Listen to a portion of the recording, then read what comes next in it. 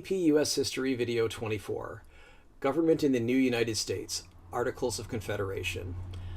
Hi, I'm John Linneball from John Linneball Tutoring, and if you like this video, please don't forget to comment, like, share, and subscribe, and also why not take a look at my locals.com site, testpreparation.locals.com. Let's get on with the show. Creating a government for the former colonies. After the Revolution, Americans tried different types of government at the state and national level. The national government structure, the Articles of Confederation, had defects that showed very quickly. As a result, leaders drafted the Constitution based on ideas of federalism and separation of powers. They soon added a Bill of Rights to ensure certain freedoms to the individuals and the states. State governments. State governments drafted constitutions that placed power into the hands of their legislatures. The constitutions supported varying degrees of democracy. State constitutions continued. Although the Declaration of Independence was not even drafted and signed yet, in May 1776, the Second Continental Congress encouraged the colonies to draft constitutions for the states they would become. All the states used John Locke's idea that government authority derives, that is, comes, from the consent of the governed, that is, the people. The constitutions use the older idea of small r republicanism, namely that government should be local and small, the idea that large distant government can become tyrannical. Remember Great Britain, the colonies, or talk to most people today about the federal government and say, well, the federal government's a lot harder to control because unless you live in Northern Virginia or Southern Maryland or Washington, D.C., you don't really see a lot of what's going on with the federal government. And so you can't really control Washington, D.C. from San Francisco, California, for example. Some states allowed for direct democracy. Most had lower houses with frequent, sometimes annual, elections that would supposedly be more responsive to the public. State constitutions. Pennsylvania and Georgia didn't even have an upper house analogous to today's Senate, just a lower house analogous to the House of Representatives. So again, the idea was, well, if you have just one house, especially if there's frequent elections, they'll be more responsive to the wishes of the public because they're always at risk of being voted out rather shortly after they make an unpopular decision. Pennsylvania had the most radical constitution. The old elite leadership was ignored once it made a stand against independence in 1776. Definitely an unpopular decision. So they were replaced by younger pro-independence and pro-democracy activists, including Thomas Paine and Benjamin Rush. Paine and Rush and their allies supported the artisan and working class rather than the elite merchant class. The Pennsylvania Constitution, in effect, well into the 1790s, eliminated land ownership as a requirement to vote and also eliminated the office of governor. Some states had lists of individual rights that could not be violated. For example, Virginia was the first to do so, and other states copied Virginia. So they had their own kind of prototype of a Bill of Rights that other states later copied. The critical period before the Constitution. The Articles of Confederation were meant to establish, in quotes, a firm league of friendship between states instead of a strong centralized nation. Since the Revolutionary War was against a strong central government, the public did not want to establish a new strong central government. It's like that song by The Who, "Meet the new boss, same as the old boss." They didn't want that to happen. In other words, I could say, they won't get fooled again. Ha ha ha. Who sang that song? Yes, The Who sang that song. Ha ha ha. Anyway, the period during which the Articles of Confederation were effective is called the critical period. The states faced a number of domestic and international problems that quickly showed the defects in the Articles of Confederation. So, the Articles of Confederation were written in 1776, roughly the same time as the Declaration of Independence, but this document was not as eloquent and philosophical as the Declaration of Independence. The Articles reflected what had developed in the previous year and were primarily concerned with the Revolutionary War. The Articles were sent to the states for ratification in 1777, but it took 4 years for the Articles to be ratified because of Western land claims by different states. So, let's go over the weaknesses of the Articles of Confederation. The first weakness, Congress had no power to levy or collect taxes. Well, if Congress can't levy or collect taxes, that means they can't pay for anything until they get the money some way. So the government was always short of money, which means it's hard to do anything. You can't really hire troops or officials or things if they expect to get paid and you don't have any money. Congress had no power to regulate foreign trade. Quarrels broke out among states, and trading with other countries was difficult. The idea of New York and Virginia both have different ideas how to trade with foreign countries, and Congress can't settle the dispute. What's going to happen? Well, New York and Virginia are going to have a problem. They're going to have problems with each other.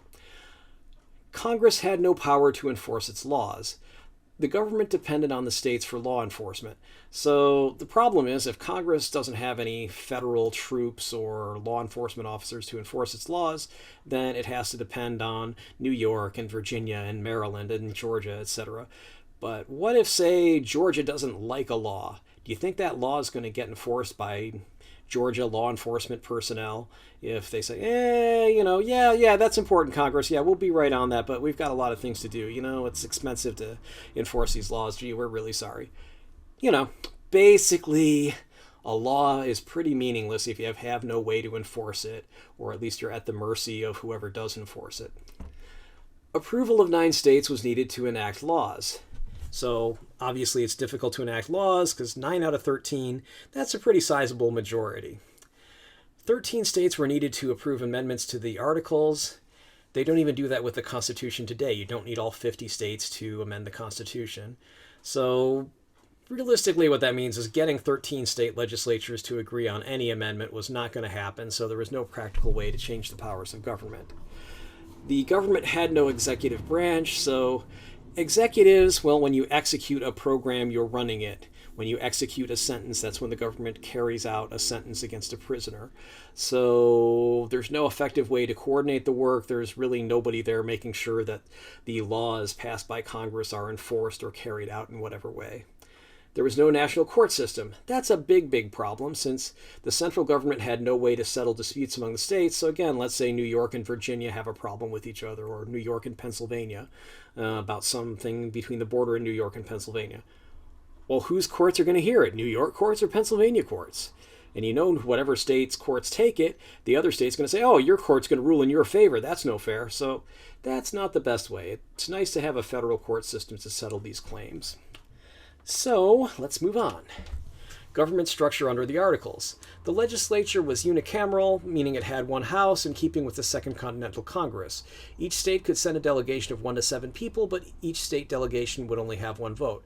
So even if you sent 7 delegates, all 7 delegates would have to agree, or a majority of the delegates, because your state still only had the 1 vote. And routine decisions required a simple majority of 7 votes. Major decisions required 9 votes. That made it hard to get things done. 5 states could block important legislation. So this is very much like the Monty Python film, Monty Python's The Holy Grail, where here we have our king, King Arthur, who comes across this peasant and says, peasant, who lives in that castle? Oh, well, nobody. Well, doesn't your king live there? Oh, we don't have a king. Well, I don't recall voting for a king. Well, you don't vote for kings. Anyway, so basically they have a very complex system where the only person who lives in the castle is an executive officer who is changed every 2 weeks, and for routine decisions, they need a simple majority, but for major decisions, they need a 2/3 majority, and da-da-da. And basically the peasant just explains this very complex but very democratic method of voting and getting things done. And in real life, they had Occupy Wall Street and Occupy Oakland, which, again, had a very complex way of making decisions for these Occupy groups. And it was featured on The Daily Show on Comedy Central, where it, again, was just this crazy, complex parliamentary procedure to get anything done. So, of course, nothing got done in those groups. And changes to the Articles themselves did require unanimous approval, as we just saw before, which meant this complex and unwieldy system was the result of fear of tyranny, and unfortunately meant that things generally didn't get done. So on one extreme, you have a dictator where things can be done very quickly because it's just one guy has to decide what to do, or one woman has to decide what to do. Versus you get something like this where everybody has to agree, which isn't going to happen, so usually things just don't get done or get done very, very slowly. Revenue measures, funding government. The Articles of Confederation, lack of government, with Broad powers made fundraising very difficult. It meant people couldn't be taxed directly. The idea was that only states could tax themselves, was left over from the Stamp Act disaster. Remember, Great Britain tried to impose these huge taxes on the colonies, which led to the Revolutionary War eventually, because it was taxation without representation, etc. So they were very, very leery of any kind of centralized big government that would impose a tax on them from afar, even if it was just from Washington, D.C. or Philadelphia. So, as a result, the central government was funded only by state contributions, which, although proportional to the state's population, were often late or protested by the states. Much like the United Nations today, as the United States has often refused in recent years to pay its share or withdrawn or things like that, and other countries can refuse to pay things, and there's really nothing the UN can do about it.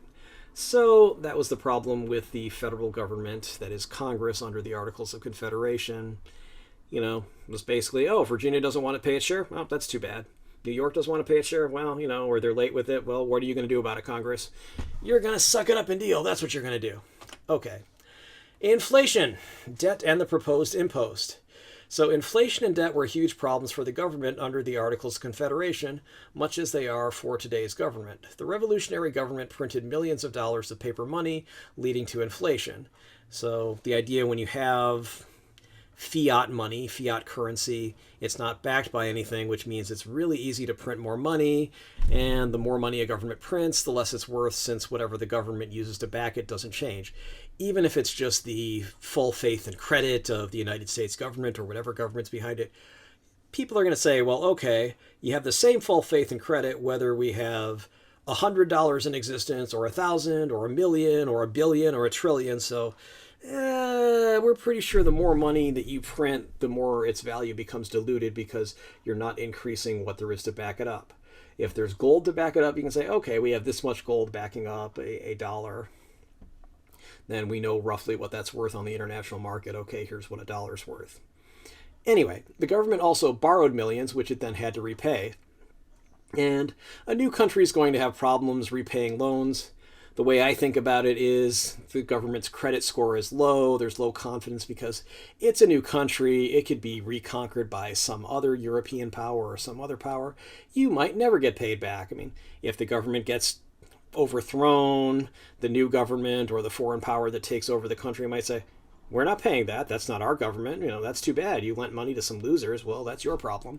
So in that case, just like a bank will do today, if they're lending to someone where there's a significant risk that they won't get paid back, it's going to be made with fairly high interest and some fairly onerous terms, terms that are really, really harsh. So, one fundraising solution proposed by Robert Morris, the expert chosen by Congress, was a 5% import tax, or an impost, on goods entering the country. All 13 states had to agree to it, but they didn't because New York and Rhode Island, who already had state impost taxes, didn't want to repeal them in favor of a new national impost. Shae's Rebellion, 1786 to 1787. This is a pretty good illustration of what was going on in the new country. A farmer's rebellion in Massachusetts, Shae's Rebellion, illustrates the problems of the Articles of Confederation. Western Massachusetts farmers, many of whom were Revolutionary War veterans, were angered by high taxes that had to be paid in hard currency, that is, backed by gold and or silver, not paper money, which is backed by nothing, sometimes called fiat money, and you can see the fiat money entry in Wikipedia. So banks foreclosed on farms. Farmers proposed for stay laws that would prohibit foreclosures, as well as lower taxes. Massachusetts legislature rejected the farmers' petition, that is, request for this. So this might look a little similar to things that are going on in today under COVID. Hopefully no revolution, but certainly people are looking for relief from being evicted from their homes, etc., mortgage relief, etc., because there are problems. They can't do anything about it. Shae's Rebellion continued. Hundreds of farmers, led by farmer and veteran Daniel Shays, rose up, shut down the courts, and freed prisoners from debtor's prison. Local militias did not try to stop the uprising because, hey, these are the same people who live there. These are their neighbors. And they're saying, this really isn't fair. This is stupid. So after a few weeks, Massachusetts' governor sent 4,000 armed men to quash the rebellion.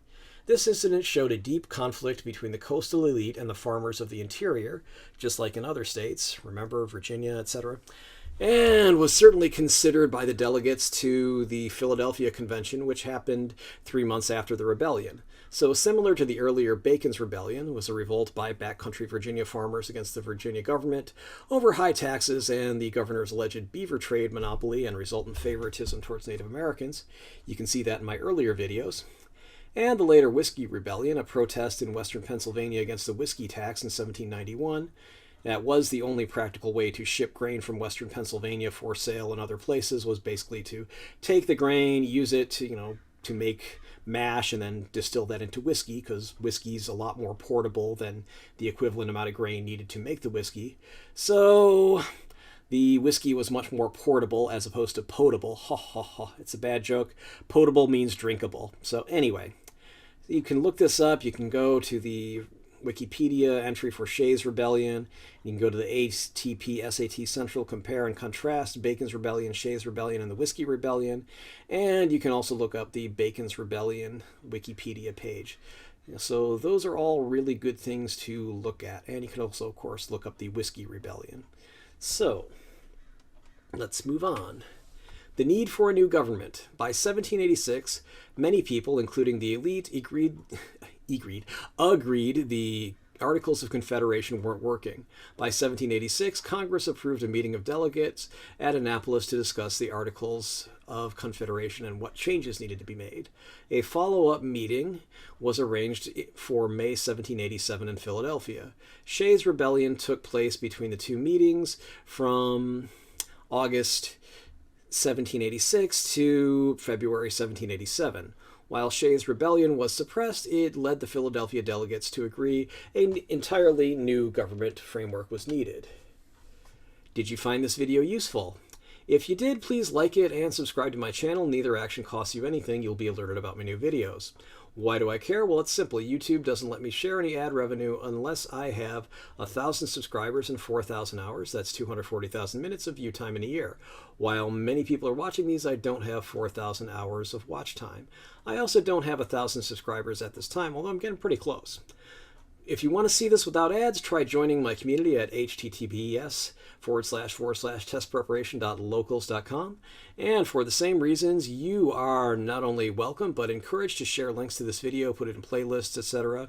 I'm always happy to read and respond to constructive criticism or suggestions for new videos. And I reserve the right to delete comments from and block those who specialize in destructive criticism, trolls or things that are off topic, spammers and disturbed people.